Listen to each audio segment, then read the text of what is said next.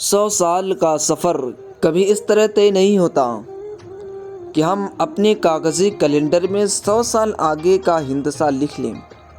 سب کچھ کھونے کے بعد بھی اگر آپ کے اندر حوصلہ باقی ہے تو سمجھ لیجئے کہ ابھی آپ نے کچھ نہیں کھویا۔ ہر شام کے بعد دوبارہ نئی صبح آتی ہے، مگر صبح کو پانے والا صرف وہ شخص ہے جو صبح کے آنے تک اس کا انتظار کرے۔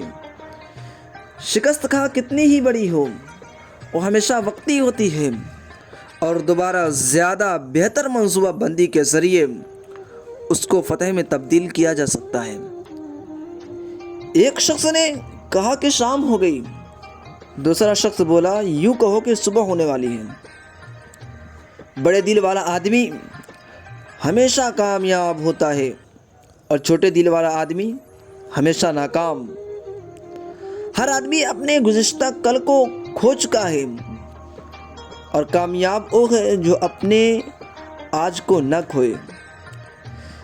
جب آدمی کا ماضی اور حال لٹ چکا ہو اس وقت بھی اس کا مستقبل محفوظ رہتا ہے۔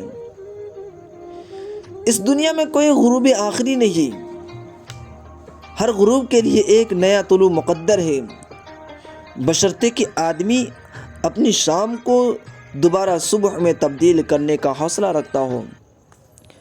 کامیابی کا موقع صرف ایک بار کسی شخص کا دروازہ کھٹکھٹاتا ہے۔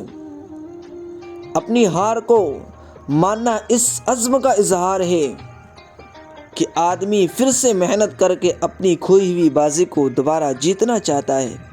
میں نے وقت کو برباد کیا تھا، اب وقت خود مجھ کو برباد کر رہا ہے۔